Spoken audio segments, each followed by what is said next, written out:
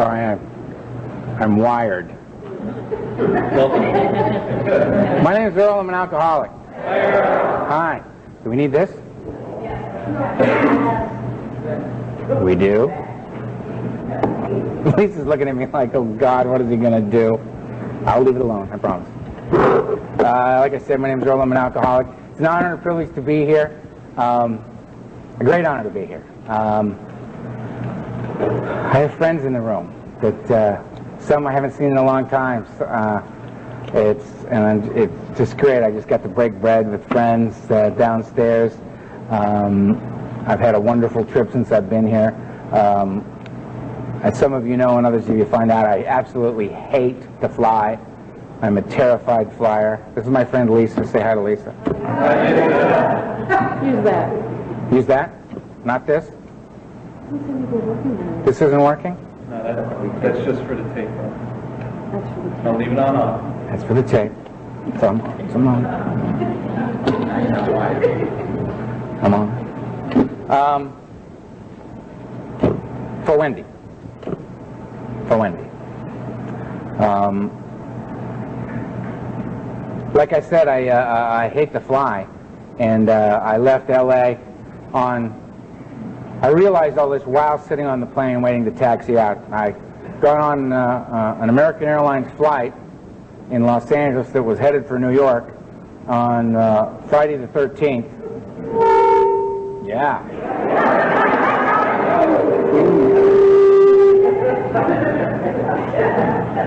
On Friday the 13th, pretty soon I'm going to end up back here, headed for New York. Now, being a terrified flyer, you add all that up, and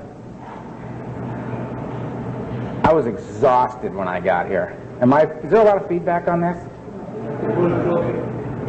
Closer?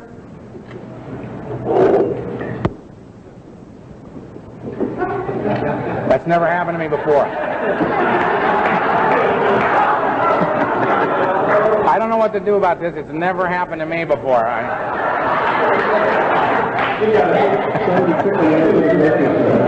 Sorry. All right, we're misbehaving already. All right. So anyway, I got here in a nice hotel, had dinner with a good friend, got up this morning, met another very good friend of mine, down at Ground Zero, and had paid my respects, said prayers for myself and some friends of mine who asked me to carry their prayers here. Did so. Had lunch again with friends, back to the hotel, relaxed a little, and down here to see even more friends. So it's been a great trip so far. I've really enjoyed myself and love being here. And we'll do anything for Hazelden. I think it's a great place. So I drank. And it just didn't go well. You know what I mean? Did not go well. I did not drink until I was 12.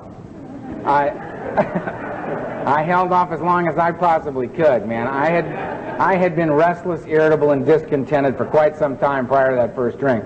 But I had they did an IQ test on me when I was like 12 years old. Turned out I had this real high IQ. I don't have it anymore, so I'm not bragging. Gone a long time. And so they decided it was time for me to become a man, so I was shipped off to boarding school. And how I went to boarding school was my father walked in my room and said, "Get in the car." All right, got in the car, and caravan of relatives. Drove, ended up in front of this place. I got out of the car, my father got out of the car, nobody else got out of the car. He walked over, put a suitcase down next to me, shook my hand, said, "This will make a man out of you," and got back in the car, and they all left. Now, the fact is, I was being given an opportunity for a wonderful education. Held me in good stead to this very day. The feeling was that I'd just been thrown away by the people who knew me best in the world, and I didn't know what I'd done wrong. I didn't know why they'd throw me away. Emotionally, it was a devastating moment for me. And I cried for 3 days and called my family and asked them to let me come home. You know, talking to my mother, saying, "I hate this, let me come home." You hear my father in the background, "Hang up." She said, "Gotta go." And after 3 days, it was like something broke inside me, and I said, "You know what? You don't want me, I don't want you." I turned my back on my family, and I pretty much never went back. And 3 days into school, you know, the school was 250 boys. They'd scoured the earth to find 250 of the brightest, most disturbed young boys they could find. They put us all on this campus like Lord of the Flies in this place, right? Strange, strange place. And everybody was 13 to 18, and I was 12. I was the youngest and the smallest kid in the whole school. So I knew I didn't belong there. I mean, there were teenagers there, and I was not a teenager. I was 12. I did not fit in. I did not belong there. I hated this place. 3 days into it, I met Tiny. Every high school's got a guy named Tiny, right? He's 6'4", 240. Plays guard on the football team. And he found me, and he came up and said, "How you doing, punk?" And he slapped me in the back of the head and sent me and my books flying. And I had this out-of-body experience where you're watching yourself do something while your head's saying, "It's a real bad idea." And I walked up and I hit him as hard as I could. And he looked down at me and he said, "You know what, kid? You got a lot of guts." And he beat the hell out of me on the spot, right? And as I'm taking this beating, I'm thinking, this is going pretty good. This is going well. Because the fact that I'd taken a beating in my life, I knew how to do that. The fact is, I was terrified of Tiny, and he had said, "You got a lot of guts." My violence had masked the fear. He didn't think I was afraid. My first tool for living was, when frightened, attack. And as a result, I led a very, very violent life. Not because I'm a tough guy or a bad guy, but because I was a very, very self-centered, frightened human being. I went back to my dorm room after that, waiting for the bleeding to stop. Word spreads like wildfire across this campus. Watch out for this little Hightower kid. He's a maniac. He attacked Tiny, right? So now I got this reputation that's got absolutely nothing to do with who I am. And my world's just getting smaller and smaller and smaller. And the cool guys start coming around because they want to find out who the new maniac is, right? So they swing by. So this guy, Matt, swings by, sticks his head in my door, and he goes, "Hey, you want to smoke a joint?" And I looked at him and I said, "Well, yeah, I do, Matt." And I had absolutely no idea what he was talking about. I had no idea what that meant. All I heard was, "You want to hook up with us?" And the answer was, yeah. I'm alone in the universe as far as I can tell. Do I want to? Yeah, he could have come by and said, "Look, we're going to go kill the Spanish teacher. Do you want to come?" I would have said, "I'm with you. Let's go." So me and Matt wander down the dorm, and he picks up Steve along the way. And Steve's got a Tupperware container full of cheap red wine.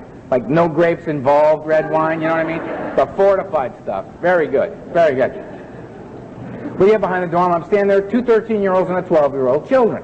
Total strangers. Knots on my head, right? He takes a hit on the joint, hands it to me. I did what he did. Burn my lungs. I don't like that. I do not like that. Here comes the wine. Took a pull on this cheap wine. Burned down into my stomach, right? Oh, right? Next, and here comes the joint again. Yeah, well, all right. Right. Right. And this is going on, and I'm thinking, my life sucks, right? I'm 12 years old. I've been thrown away by my family, put in this hellhole, right? There's Tiny's out there somewhere, right? I'm standing with these two total strangers. They're burning my lungs. They're burning my stomach. I got absolutely nothing better to do. I hate my life, right? And I mean, just like that, it happened. That thing that makes me bodily different from my fellows occurred. And suddenly, I'm comfortable. This feeling just kind of wafted up over me, and suddenly I'm comfortable standing where I'm standing, doing what I'm doing with the people I'm doing it with. Never felt like that before in my life. I feel terrific. And I don't know, is it the pot? Is it the wine? Is it the fact that I'm standing here with my two very close personal friends, Matt and Steve? Because I'm feeling that, you know? I'm feeling that connection. I don't know, and I don't care. I'm here, and I like it. And I'm looking around. I'm paying attention, because I've heard, you smoke that evil weed, you're going to want heroin within 30 minutes. Right? You drink that evil rum, you're going to be riding the rails like a hobo, shiftless, and it won't never amount to anything. I'm standing there and thinking, I don't feel like going downtown. I don't feel like catching a train either. I feel good right here with my good friends, Matt and Steve. I feel good. So good. Family, let's go. Not a problem anymore. Knots on my head, not an issue. Where's Tiny? Bring him on. Right? My problems are solved. Right here, right now. My problems are solved, and nobody's dying. Nobody's going to jail. Nobody's going to the nut house. No blood is drawn. All these things are going to happen, but they're not. That's not my experience at this moment. Based on my experience at that moment, I found the secret to life for me. I'm wondering why nobody told me about this sooner. You know, a couple pulls on the cheap red wine, couple hits off a joint, I'm good to go. And I got up the next morning, no harm, no foul, no wreckage of any kind, went on about my business. But it was a whole new day. Because during the course of that night, I made a commitment to myself that I need to drink and use as often as I possibly can, which turned into every day for the next 16 years, no matter what. And along that path, there were many, many, many good reasons to stop along the way, and I never touched the brakes. Because they talk about how we cross a line into addiction. Well, I think it's here. That's the line is right there. And the minute right in front of my lips, man, I drink, it's on. I've crossed the line, here we go.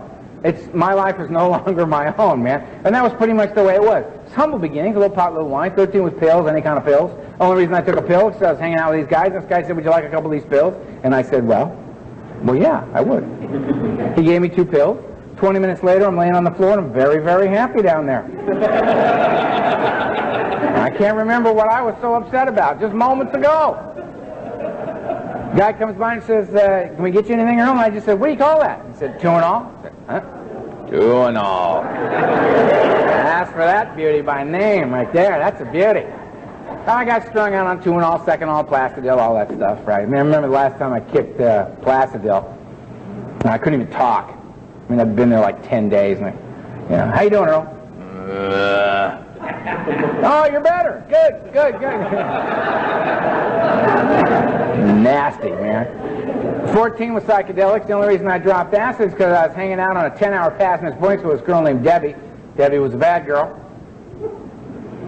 And an older woman. She was 15 and a half. And I had such respect for Debbie, man.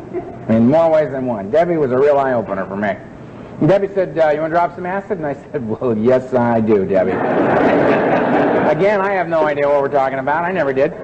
So she pulls out a lipstick tube and spins the lipstick up, and there's a little pill on the end. And I thought to myself, she's clever as well. That's very clever.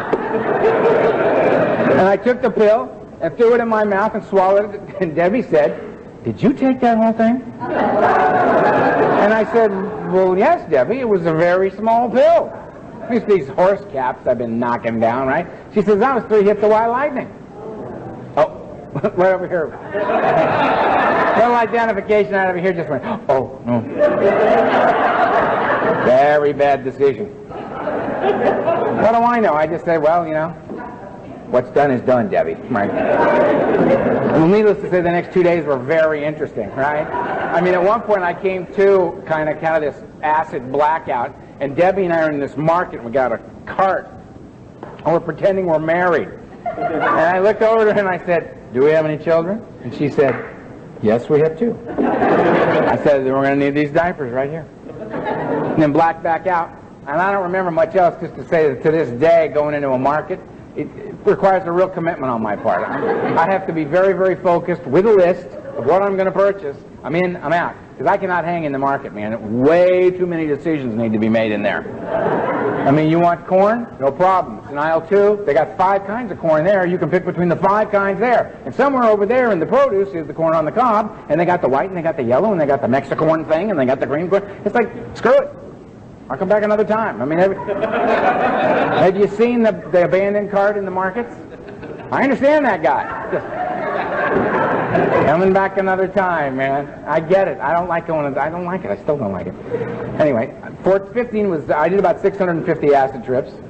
Now I got classified legally insane by the military, but that's a whole other story.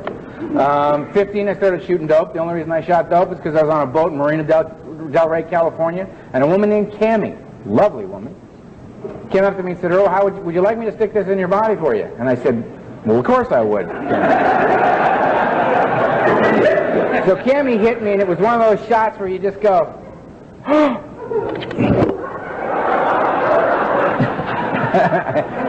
I remember thinking on the way down, oh yeah, that'll work. That's excellent, right? And I mean, to me, it's just another color in my paint box, It's another color in my paint box that I'm going to wake up every morning, I'm going to open my paint box, and I'm going to say, what picture are we painting today? What combination are we going to get working here? It doesn't really matter because it's all anti-Earl medication. If I can get enough of what, my drug of choice is, what do you got? If I can get enough of what you got in my body, I can kill the fear. Because that is the whole point, isn't it? I got to make it possible for me to be able to breathe in and out and leave the house. And it requires a good deal of alcohol and drugs for that to occur for somebody like me. I can't get out there and walk among you sober. I haven't been able to since I was 12 years old, since I found the magic for me. Okay? So, drinking, I mean, I got this big barrel of emotions inside me, and swimming around up on top, I got all kinds of feelings. I don't know anybody that feels one feeling for a few days, gets a little bored with that feeling, starts feeling something else. I mean, it just kind of washes over you. It comes and goes. I've probably felt 5 or 6 different feelings since I came into this room. You know what I mean? It's like, oh yeah, I haven't seen that person in a long time. I love that person. This is a wonderful, that's just great. Oh, look, I think I talked to that guy earlier. It's a pretty nice guy. Jesus Christ, there's a lot of people in here. You know, I'm nervous. You know what I mean? You know, whose story am I telling? Mine. Right. You know, she's very attractive. Let's not get into that. All right, let's go here. All right, just bouncing around the room. I can drink through that stuff in nothing flat. Way down at the bottom of that emotional barrel for me is fear, the deep undercurrent that runs my ass day after day after day. Fear, and that's what I'm drinking at, and that's the reason I'm not a social drinker. Because fear is the last thing I'll feel. So I got to get drunk to get the job done. I can't have a couple of glasses of wine with dinner and kill the fear. I can't do it. I got to get drunk. So I got drunk the first time I ever drank, and I got drunk the last time I ever got drunk. I mean, just the last time I ever drank. I mean, just all across the board. Drunk. Because drunk is the only thing that works for me. Anyway, 16, I decided that I had 4.5 years of Latin. That was enough for me. So I dropped out of boarding school. My father steps back in my life, says, you've gone insane, commits me to my first mental institution. They signed me up for 3 months of observation, a year of rehabilitation. I think this is a bit excessive. All right, so I start doing the dance in there. I try to escape. You know, you got to at least make one break for it, right? You got to. And I'm not taking my 3 cups of pills a day and shuffling around in this joint. I'm planning my escape. I'm looking around. You know what I mean? They got them here. They got a red exit sign all lit up. They had green ones in this nut house, right? And I remember looking at that and going, well, there it is. It's all I want. I want to exit.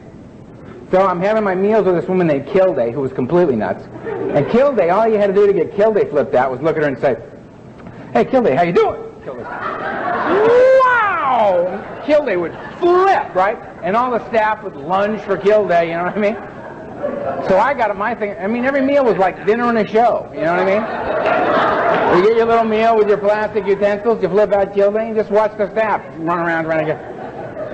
So I'm sitting there minding my own business, and I'm going to use Kilday as my diversion to get out, to make my break, right? So I flip Kilday out, and Kilday goes flying off in that direction. I'm ready, go! Yeah? And I'm hauling ass, you know what I mean? That's all I got. That's it. You know, and it's a shocking thing when you go to make your move, and it's just not there. You know, the arms are working, the whole thing, you know what I mean? You're looking down like, oh, shit! And over the loudspeaker system from the nurse's station, you hear, Ed, when you got a minute, you want to grab Earl? He's making a break for the door. You know, and Ed's in there having a sandwich going, yeah, I'll get him. He ain't going nowhere. Oh, they're working. Back to the room with no doorknob. And then I finally got out of there.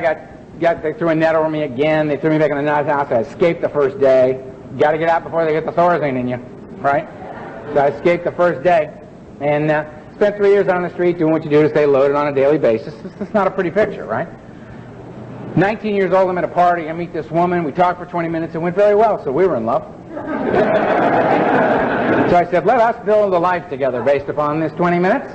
And she said, makes perfect sense to me. So we hooked up, and I went on an interview to a business college in Northern California. Very good college. And you know how we are, you know what I mean? The guy was a musician, so I was a musician. His favorite color was blue? That's astonishing. My favorite color is blue. I just lined up with this guy, and an hour and a half later, I'm going to be a fine addition to their campus in the fall. So we pile all our belongings and 8 pounds of hash in this truck and drive to Northern California to higher learning. She gets a straight job. I'm going to college. Transcripts are in the mail. I'm going to night school to get my high school diploma because I'm a high school dropout. Right? I'm in college. I'm going to high school. She's got a straight job. I become a drug dealer. I mean, I have no problem becoming a drug dealer because I have no sense of family, no sense of community. I have no morals or ethics. I'm just a loose child running around the planet, right? I mean, my drug business is, I'm studying marketing, production, distribution in school. My business is booming. I got international clients. I mean, this is terrific, right? The fact that every day I'm doing things every day that could cost me 30 years of my life, right? This is not a problem for me. Right? I'm going to be dead soon anyway. Why the hell not, right? So I'm blasting along through this stuff. 20 years old, I had to move lovely Rosemary had to be moved back to LA because she was just not working out. I mean, she was saying things to me like, I'm too high. Well, if you can say it, it's not true. You know what I mean?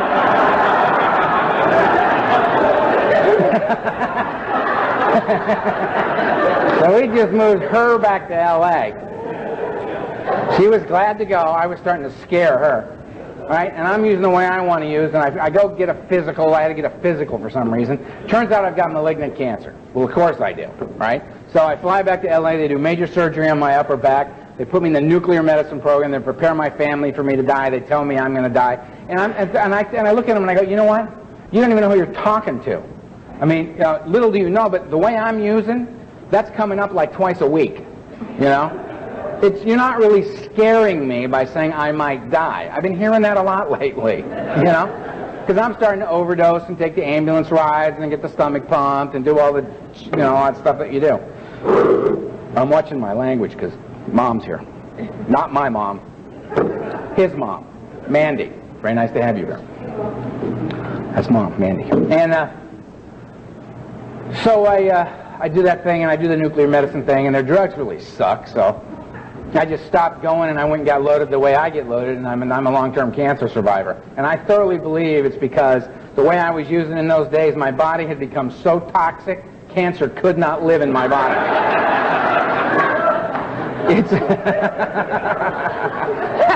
There's a woman over here who just went, oh. That's just a terrible thing to say. Oh, stick around. It was... So, long term, I have had no bouts of cancer for 29 years. Anyway, I never really think of myself as a cancer survivor because, I mean, compared to alcoholism, that was a snap. Anyway, I went on. Got out of there and went back up to school. I'm a junior in college. I got a high school diploma. I got an early acceptance to law school. I'm editor-in-chief of my college newspaper. I'm writing inflammatory political articles. They're going to kick me out any minute. And I'm just like, at the world. And I'm just using like a madman. And my mother calls me and says, look, we haven't been anywhere as a family in 10 years. We'll go anywhere you want to go. Let's just go as a family. We got to put this family back together. And she's crying and doing all those mother things that you can't get around, right? So I said, fine. So on my 22nd birthday, I flew back the night before, and I was having one of those mornings where, they just did a little too much cocaine. Can't get your mouth open anymore. Got the full, mandibular lockdown going on. Can't drink enough to get it loosened back up. But I mean, that's the great thing. But before I get into that whole thing, I want to say, I talk about drugs, and I've identified as an alcoholic. And I want you to know that's not a disrespectful thing on my part. I'm a child of the 60s, okay? We were very, very focused on the drugs. We were carving out our own identity. Our parents were the alcoholics. We were not going to drink ourselves to death as our parents were doing. We were going to kill ourselves in an entirely new way. This was the plan, so we were focused on the drugs. But the drugs, like I said, my drug of choice was what do you got? I mean, the drugs would come and go, but there was only one thing that was on the table every single day, and that's alcohol. Alcohol was on the table every single day. And I think the reason for that's very simple. Drugs are completely unreliable. I mean, there's no quality control going on out there. You don't know what you get till you get it in your body, right? You go get yourself a Jack Daniels, a quart of good gin, you know what you got here. This is reliable stuff. So you do so much cocaine, 7:30, you got the jaw lockdown happening, you're just, right? and it's 7:30 and the party just started, you've completely overshot the mark one more time, you don't worry about it. You suck a little gin through your teeth, you'll loosen right up and go on with the party. You're fine. Not enough heroin to get you to just heart and lungs working? You know? Don't worry, Jack will get you the rest of the way. I mean, I prefer down and out. I like to go down. I prefer this. Heroin, barbiturates, alcohol. These are a few of my favorite things. This is the place I like to go. That's what I like. My idea of a good night sitting around checking my pulse. You know what I mean? Just, yeah, there's another one. It's good. That's a good night. But you don't have any heroin? I'll take a big bag of the cocaine, please. Let's go up. Can't go down? Let's go up. Fine. Want to drive around all night decoding license plates? Sure. You know, sitting around listening to the air around my head? Yeah, sounds like a good plan. I understand there's some methamphetamine addicts in the room this evening, which is always a good plan. You know, here's what I'd like. I'm just going to pee on this live wire, all right? And while I'm doing that, just smash me in the face with a shovel, will you? Because I kind of like the way that feels.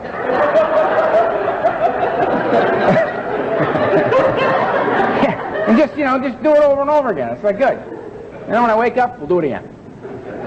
But I mean, if I can't go down, I'll go up, because it's up or down is not really the point as far as I'm concerned. The point is, I got to get out of right here, right now. Because right here, right now, I'm self-centered and I'm afraid. Right here, right now, I'm comparing my insides to your outsides and I'm losing every time.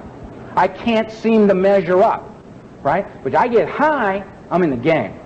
I can participate at least on that level. So that's the level I'm going to participate on. I have to be medicated. It's become like breathing for me. So by the time I'm 21 years old, about to turn 22, I'm a raging drug addict and alcoholic. I had a guy refer to me as an alcoholic when I was 16 and a half. And my response was, what's your point? You know, you go your way, I'll go mine.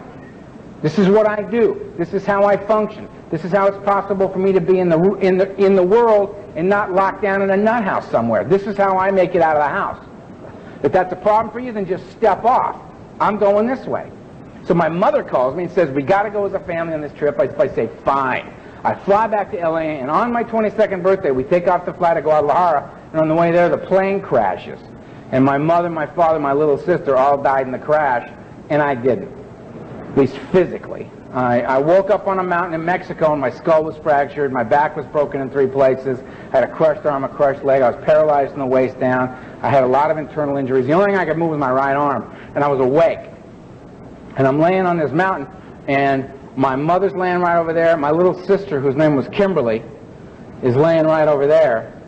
And my father's laying right over there. And I can't get to any of them to help them. So I just had to lay there and watch them all bleed to death in front of me. And I had a little chat with God, and I said, you know what? Any God that would take a kind, gentle, loving creature like my little sister Kimberly and leave a lying, cheating, thieving, dope fiend alcoholic like me on the planet, I have no use for a God of this type. And I renounced God. And then some guys came up and they scavenged the plane wreck. They took whatever they could find of value. They took my wallet, took the money out of my wallet, threw it back on my chest, and left me up there to die. So I had no more love for you either. I was out of the game. My life had been kind of like a Hollywood set. I was going to school. I was doing that little newspaper thing. You know what I mean? I was trying to make a living, build a decent drug business. You know what I mean? I'm trying to do these things so that you'll see, well, he's productive. You know? We'll get off his back. And look, because I needed you to stay off of me so I could drink and use the way I needed to drink. Well, after that moment on that mountain, man, I watched those people die, and I thought, you know what? I have a profound hatred for God, and I've been so afraid of you for so long, I feel a profound hatred for you as well. I'm out of the game, man. I don't need to do anything anymore to convince you I'm okay, because I don't really give a shit what you think. I'm out. I'm out. I'm going to drink, I'm going to get out off this goddamn mountain, and I'm going to drink and use the way I want to. And you don't like it? Just park it. Move off. You got alcohol, drugs, sex, money, information on how I can get any or all of the above. Let's talk. You don't? Get out of my way. I have no interest in you. I do not want to get to know you, all right? I don't want to be your friend. And my parents knew me better than anybody in the world, and they threw me away. Why the hell would I want to get to know you?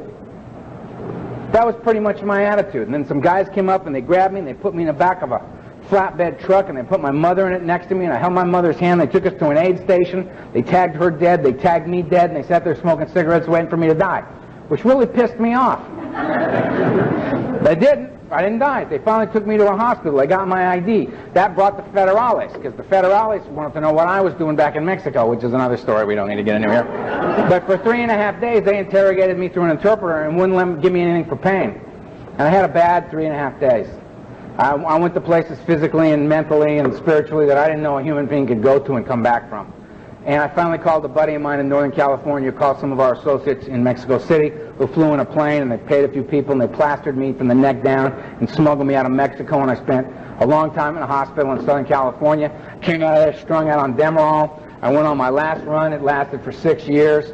And you got to understand, when I say I went on a run for 6 years, I mean I went on a run that was a solid 6 years.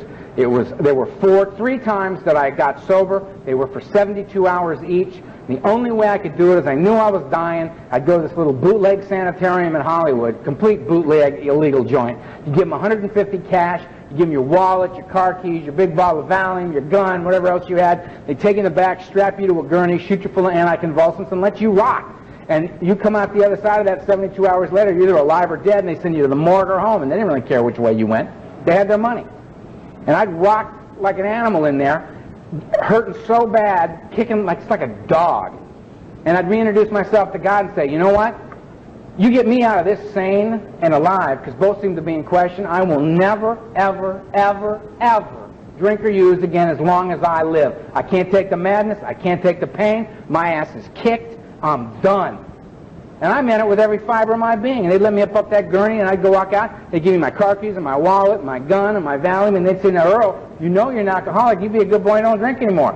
I'd say, no, ma'am, not me. My ass is kicked. I'm an alcoholic, and I know it. I'm a drug addict. I know it. For me to drink is to die. But I didn't know what alcoholism was. I didn't know what I was up against. I'd walk out the door and say, I'm shaking like a dog, man. So I'd take, 50 milligrams of Valium to get the shake off, and I'd come to in a different city 4 days later, having no idea how it happened again. Just, I'm that guy in the book, man, pounding on the bar. What the hell happened? I didn't want to do this again. I don't want to be here. I haven't had fun in 6 years. I'm not getting high. I'm feeding the beast. That's all I'm doing, is feeding the beast, man. And he's kicked my ass. Came out of my, got war stories forever. Who doesn't? Woke up in out of my last blackout, and here was the picture. I had hair out like this. I had a beard out like this. I was yellow. I was psychotic, and I don't use the term loosely. Could not distinguish between the true and the false, fantasy and reality. I was just mad. My heart was swollen. Couldn't touch the liver or the kidneys. Bad news, man. Bad news. Both my hands were broken. I'd broken 74 bones. I had over 650 stitches in me. I'd been stabbed twice, shot at. The violence had been insane. My family was dead. I had no friends. I had no place else left to live. They were deciding whether or not to charge me with attempted murder.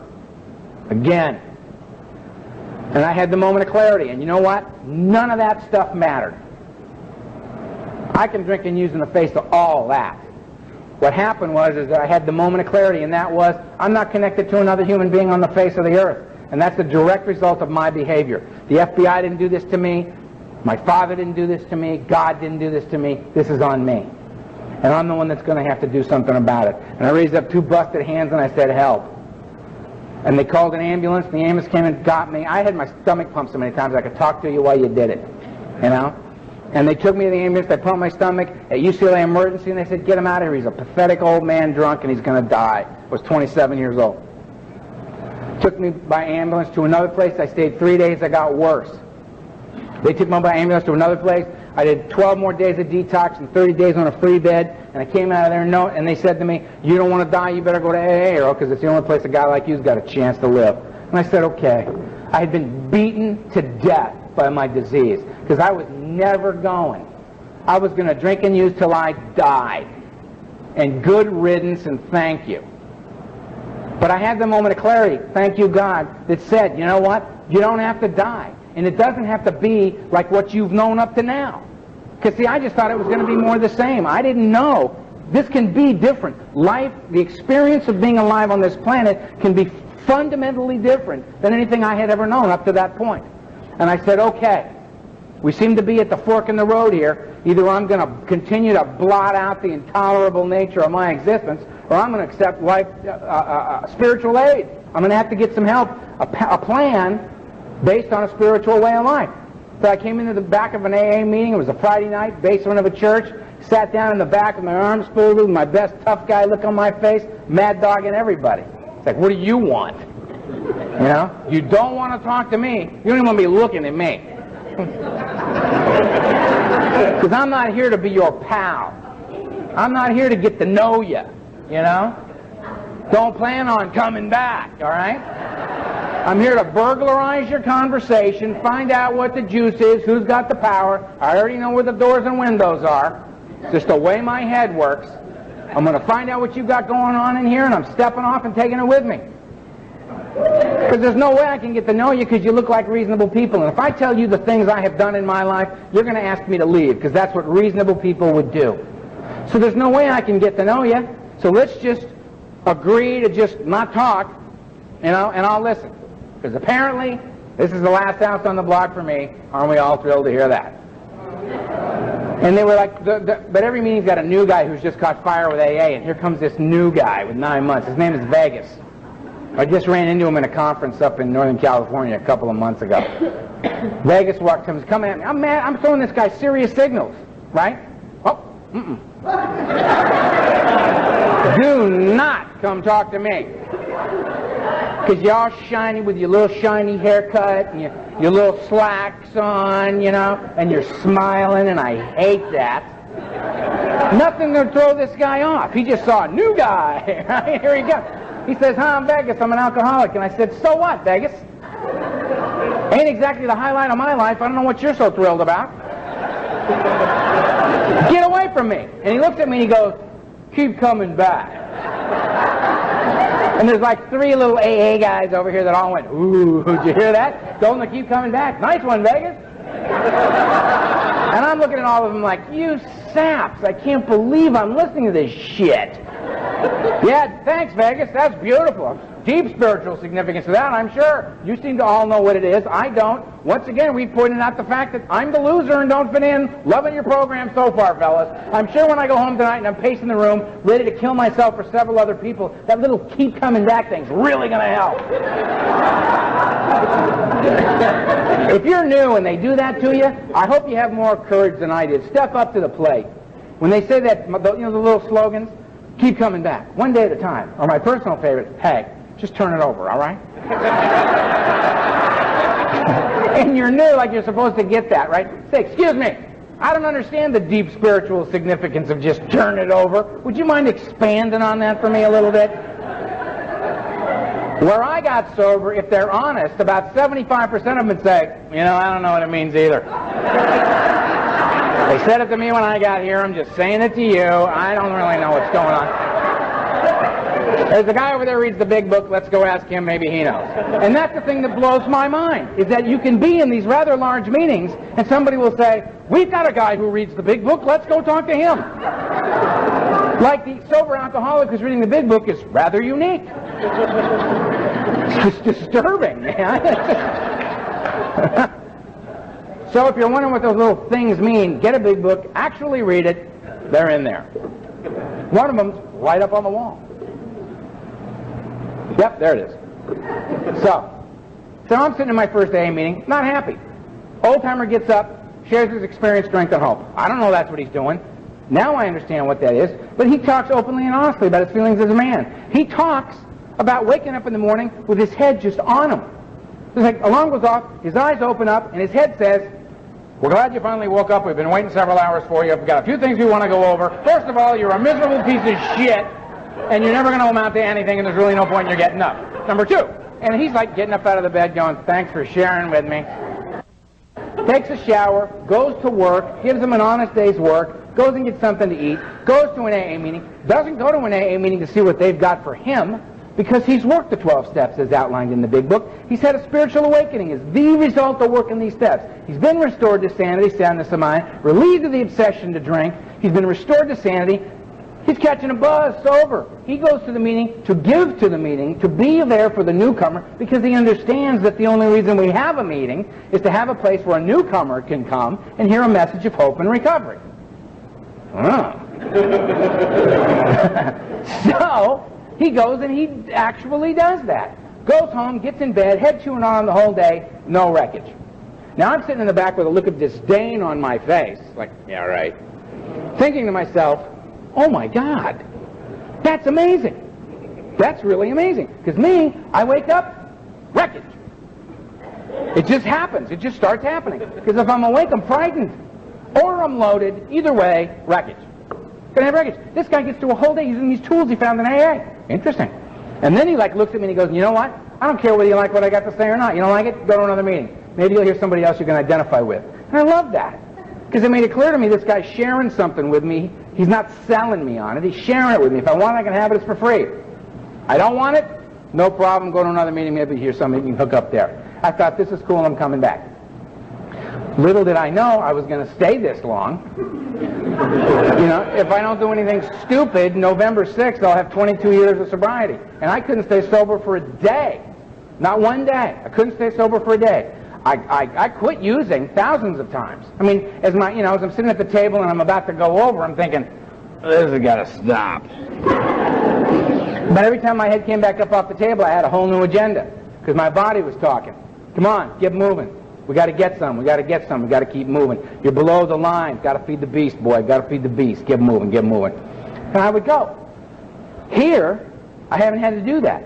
And because I got lucky. I found the guys who had gone before me who had done the real deal. The guys who knew they had to catch the big buzz or they weren't going to stay. The guys that knew the only way a guy like me is going to stay sober, because this ain't about stopping. It's about how do I stay stopped. The only way I'm going to stay stopped is if I can get comfortable, clean, and sober.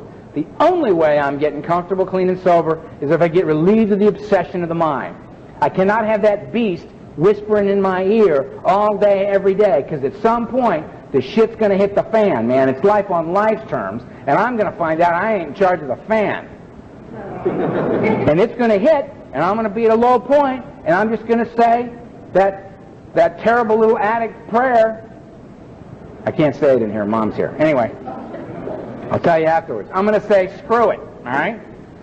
And I'm going to be high in 20 minutes.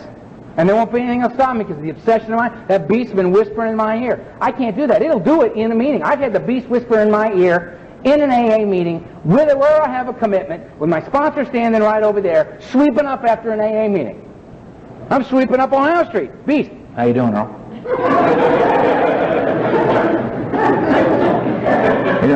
You're having a bad day, I can see that. I don't know what it is. You're a good guy. Oh, you're a nice guy, you're a good guy, you're a wonderful guy. And people have been treating you like shit all day long, and I don't understand why. It's a cruel, ugly world. I don't know why they're so disrespectful, and I can see that this has got you very, very stressed out, Earl. And we know. Stress is very unhealthy, Earl. But I'm here for you. I love you. I'm always here for you. I've never left you. I'm always here for you. I always will be. Don't you know that, Earl? Don't you? Don't you? Don't you? So, here's what I suggest we do. And may I say, Earl, let's just keep this between you and me. Now, here's where we're going to go. We're going to go out and we're going to have a couple of drinks. Yep, take it easy. This time, it will not today. Open, in public, with a glass, and everything. We're going to go have a couple of drinks, and we're going to unwind that spring inside, get this stress off you, and we're going to talk this through, and we're going to work this out, because I'm here for you, Earl. I'm here for you. I love you. I love you. I'm here for you, and I love you. And then we're going to come back to AA, and no one needs to know this. We're in, we're out, we're in. It's just very good. We'll be right back. Nobody needs to know. We're going to be fine. Just trust me on this. It's going to be all right. And I'm sweeping up Ohio Street going, well, yeah. So what I do then is then I go have a couple of drinks. I activate the physical phenomenon of craving. It's on. I woke that beast up. I woke him up. Got a whole new voice now going, whoa, good to be back. Now get yourself a piece of paper and a pencil, Earl, and write a few things down. And grab the car keys, because we're on our way downtown, brother, don't you know it? And I'm like, okay. Have you ever had that? You're driving to the connection or you're driving to the bad place, and your head's going, what are you doing? And the only honest answer you can give is, I don't know, talk to him, man. I'm just a driver. And it's on, and my life is up for grabs one more time. I got to get the beast. I got to get rid of the beast. That's why I love it. I talk about this all the time, right? Every once in a while I'll be sending a meeting and some guy will want to share, and I'll say, well, and he'll go, Beef's talking to me right now, and I just look at his face, and his eyes just kind of go like that when he says it, because the Beast just went, hey, hey, hey, hey! I said between you and me. You're talking about it in an AA meeting? What are you, nuts? You're going to pull this shit? I'm not talking to you anymore. A little crazy over here. I love those guys. I love the guys that come and tell the truth. Bob, alcoholic. Hi, Bob. What do you got to say for us? Well, first of all, screw all of you. I hate AA. I hate you. You in particular. I really hate you. Your steps suck. Your coffees suck. Your meetings suck. Your book is pathetic. Thanks for letting me share. The whole meeting does that. They go, all right, Bob. I love Bob. You know why? Bob felt like that at home. Bob got his ass off the couch, got in the car, drove to the meeting, and did what? Told the truth. He told the truth. I'm looking at Bob. Everybody's looking at Bob going, shame about Bob. I'm sitting there thinking, I don't think so. I think Bob's doing all right. Bob's all right. He's pretty pissed off about being here. I think that's reasonable. I was pretty pissed off. I said, excuse me, did you say AA? I got to go to AA? Are you insane? Go to AA? Oh, AA? Not AA. Nobody wants to come here. Bob's pissed. What a shock. Let Bob be here. So I come in the meetings and I'm listening, and they go, get a sponsor. I said, fine, what's the sponsor? And they said, somebody who's got what you want. I said, well, I personally would like to drink. So maybe it's a little early to be throwing the ball back in my court. You know what I'm saying? Maybe I need a sponsor who's got what he wants. Personally, I think that's a much better idea. So I went and got a sponsor that had, I got a vicious sponsor. I got the late, great Donald Madden to sponsor me. Donald Madden, the man who saved my life. Donald Madden, bigger than life. Donald Madden, the only committed to 23 mental institutions. The only man I've ever met who was evicted from the nut house. Because they went to him and they said, you have to go now. If you don't go now, you're never going to leave. You're going to be one of the ones that we just put out and get him a little sun every now and then wheel him back in. You got to go. They threw him out of the nut house. He ended up in AA, and he was there to save my life. And when I went up to this crazy, insane, wonderful human being, and I said, because I wanted what he had. You know what he had? I had a passion for living. He had a passion for every day. He was excited and thoroughly involved and focused in this moment of this day. Donald Madden could get in here. He could get right in there and stay there. Astonishing person, right? And I went to him and asked him to sponsor me. I said, and Donald in his subtle way said, what? And I said, will you sponsor me? He said, yes. And you don't have to like it, and you don't have to think it's a good idea. You just have to do it. And I went, all right. I'm not sure I know what that means, but okay. So Donald would call me every once in a while and tell me we were going to an A&A meeting. He'd call me up and say, we're going to Ohio Street. The meeting's at 8:30. We'll see you there at 8. Click. But this man never asks me anything. He never called and said, Earl, how do you feel about going to an AA meeting? Earl, would it be all right with you if you'd go pick up Ed on the corner of 6th and Santa Monica and bring him to the meeting? Would it be okay with you, Earl? Apparently, Donald Madden was not interested in my opinion. So he just called to inform me of today's activities. The scariest one was I had this little one-room apartment where if you went outside on the catwalk and stood up on the wrought iron railing and went like this, you could see like that much of the ocean. So I, of course, had an apartment with an ocean view. And I had my little one-room apartment, and I had, in those days, you had answering machines and a phone, you know, separate little items. And I had it set up so you never heard the phone ring. The ringer was off, and you didn't hear the outgoing message. You'd be in the apartment, and you just hear beep and somebody talking, right? So I'm in my apartment. It's like 7 o'clock in the morning. I've been asleep for an hour. I'm laying on the bed, and I hear beep, wake up! I went from laying there to just up, Donald, and he said, we're having a day. Get up and get out there. Click. And I thought, oh my God, they have bed checks in AA. They check to see if you're still in bed. He was astonishing. He was just there all the time. There. You need a job. Show up. He had a factory. He rented this factory, right? He was doing hand-painted fabric stuff, right? And he said, the factory needs painting. I said, I don't know what to do. He said, paint the factory. All right. So me and these guys, we got all these like, brand new sober guys. All of us nuts. Got scaffolding and spray rigs. And we're like 50 feet off the ground. You know what I mean? Guys holding poles. We're up there, you know, spraying. We paint the outside of the factory, and I'm getting terrified because when it's painted, what do we do now? We finished the outside and went to him and said, it's painted. He said, paint the inside. Oh, good. Okay. We go and we paint the inside of the factory. Daddy goes, you know how to paint, go get a job. And I went, nice. I became a house painter my first couple of years sober. I never took a chip. I didn't take a cake till I was 3 years sober. I didn't say a word in AA until I was 2.5. I talked to Donald Madden and did everything that he said. Until at 2.5 years of sobriety, he said, you're the first speaker Saturday night on Ohio Street. And I thought it was drink or do it. So I did it. And my emotional sobriety began because I walked through fear. Sober. I was willing to go to any lengths. I knew it. I got on an airplane and flew again because I'd been asked to speak somewhere in AA, and it was the only thing that would get me on a plane. It was Alcoholics Anonymous. I have more frequent flyer miles than any other frightened flyer on the planet. Because I have to face my worst fear to be there for AA, so I get to know. I get to face my worst fear. I get to get on a plane Friday the 13th, American Airlines to New York, right? Where you get on and they say, well, for the next 72 hours, we've got heightened security, so no one is to get out of their seat for the first 30 minutes, no one is to get out of their seat for the last 30 minutes of the flight. And the guy actually says, if you do, it won't be pretty. I need clarification on that. So we're flying, I hit the thing and the lady comes and I said, when we're landing, can you give me a little warning on the 30-minute thing? Because I'm terrified and probably will be peeing several times on this flight. It would be best if I'm in the bathroom when this occurs. She says, okay. No joke. About an hour out of New York, the guy says, may I have your attention? We've had a request. If you got any business to take care of, you've got 30 minutes to do it, and then the 30-minute thing will be on. And I went, yeah, right. All of us jump up and head for the bathroom. I got to fly. I got to do all that and not worry about, I worry about all of it. I accept my own death every time I get on a plane. That's what I have to do. But I'm willing to do that for Alcoholics Anonymous. Not because I'm a good guy. Because I don't want to die drunk. I don't want to die drunk. I sponsor a legion of guys. The late, great Donald Madden died of a heart attack and broke my heart. I was lost. And we were waiting there for them to come get the body, and I heard his voice in my head, and he said, get a sponsor, you little son of a bitch.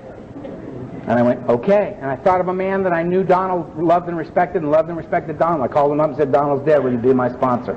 He said, yeah. And he was my sponsor for 6 years, and now I've got Luther. And Luther's my sponsor. And I have somebody that I defer to every day. He asks me to do something, I just do it. Because I have to remain the student here. The humility is the willingness to learn. I've got to have that. I got to be willing to work those 12 steps and know what that triangle is about. The pin that Eva gave me. The triangle with the circle, an ancient spiritual symbol that stands for mind, body, and spirit brought together as a whole human being. Therein lies the balance I've sought, but never had drunk or sober. Unity is the body, I must bring it here. I couldn't get sober, but we seem to be able to together. Okay? The recoveries of the mind, the greater aspect of my disease. If I'm going to get comfortable, clean, and sober, I got to be relieved of the obsession of the mind. That's what the 12 steps are for. That's what they're designed to do. Step 1 is what's the problem? Lack of power. What's the solution? Step 2, a power greater than myself that can restore me to sanity. Step 3 is a decision to turn my will and my life over to care of that power greater than myself, whether I understand it or not. It's irrelevant. 4 and 5, the action plan begins to make that happen. 4 and 5 is me, 6 and 7 is God, and 8 and 9 is you. Nobody else to play with. 4 and 5 swallow large chunks of truth about myself. 6 and 7, ask God to remove the defects of character that are so evident in 4 and 5. Ask God to do it because I'll remove the wrong stuff. 8 and 9, make direct amends. You. It's about you. Very sorry, here's your money back in the house. Simple. 10, 11, and 12, me, God, and you. Same thing. Keep me in the game. 10, I continue to look at my side of the street. And when I'm wrong, clean it up. 11, I seek God through prayer and meditation. I pray for knowledge of His will for me, the power to carry that out, and I meditate to quiet the mind so that when the answers come, I can hear them. 12, having had a spiritual awakening is the result of the steps, the whole point, to be restored to sanity, soundness of mind, make it possible for a guy like me to be comfortable, clean, and sober. I can practice these principles and carry the message. I can help. How can I help? Not because I'm a good guy, but because I've been taught that's the only way I will ever know peace as a man. It's the only way I will know any dignity or grace as a human being. It's the only way I'm going to be able to get in between those. Right here, right now, because there's no other place for me to have the life that I want. I got to be right here, right now. I got to not be going down. I got to not be going up. I got to be comfortable, free here. What I've discovered is the place that I was most afraid of, right here, right now, is where the big buzz is. That's where life is. That's where I connect with other human beings. That's where I connect with the spiritual presence in my life. That's where I find purpose and value. That's where I catch the power that I need to go out in the world and lead an exceptional life. Because that's what I want. I want an exceptional life. I don't want an okay life. I don't want to live. When I was out there, I didn't want a little itty-bitty baby buzz. I was never one of those guys that said, no, thank you, I've had enough. No. I want the big buzz. I want the same thing in here. It's the only way I'm going to stay clean, is if I can catch a buzz clean. I got to get above the line. I can't be spending all my time feeding the beast. Got to break free. Got to walk the earth a free man. And I'm here to tell you, my experience is that's not only possible, it's vital. It's amazing how we're the ones that just tear the earth apart. We're the ones that are the heartbreaking people. We're the ones that even the physicians don't want to deal with us, and their thing is to care for the sick and ailing. That's their whole gig. And they don't want anything to do with us because they call us the heartbreaking people. We break their hearts like we do everybody else. That's what I come from, and we can't get sober and lead mediocre lives. We got to go ahead and lead the exceptional life. We got to go from one extreme to the other. We got to go lead the exceptional life. We got to catch the big buzz. We got to break free. We got to be of service to others. We got to give it away or we don't get to keep it. I'm forced to live beyond anything I was possible of living. So if you think Alcoholics Anonymous is about not drinking and using, I would respectfully suggest it's a whole hell of a lot more than that. It is a design for living, and it's powerful. It's made for people like me who can't stand the idea of living a moderate life. That it must be something powerful and it must have juice to it. It's got to have a buzz. If you're new, come catch a buzz. Come catch a buzz. It's different in here. Out there, you get the buzz up front and you pay later. In here, you pay now and the buzz gets bigger. That's good news, let me tell you, because out there, best dope I ever shot was the first time I stuck a needle in my arm. Best buzz I ever got off alcohol was that cheap red wine behind that dormitory. First buzz, and I chased the tail of that dragon for 16 years. In here, you don't get you get no buzz. Welcome to no buzz. And you work your ass off for your little no buzz. Then you get your 30-day chip and you get itty bitty buzz. You work your ass off for that. Then you get a 60-day chip and you get a little bit bigger buzz. You're still working though. The lines cross in the exact opposite in here. The longer you stay sober, the bigger the buzz can be, and the less you're going to have to work to get it. Because the same 12 steps that I practiced as a newcomer are the same 12 steps that I work today. And I don't have to struggle to figure out which one to get after because I know what I got to do. I can just jump it. So the pain is less, it doesn't last as long, and the good times just seem to roll on. Because I can take life on life terms now, because that's what I expect to have happen, is life on life terms. And it's a wonderful, joyous ride. If you're new, please stay. Give this thing a shot. Do this thing. Catch this buzz. Earn your seat and walk the earth a free man. No longer a slave to drugs and alcohol. It's a beautiful path, and I hope you stick with it. I'm going to do my best. Thank you. Peace.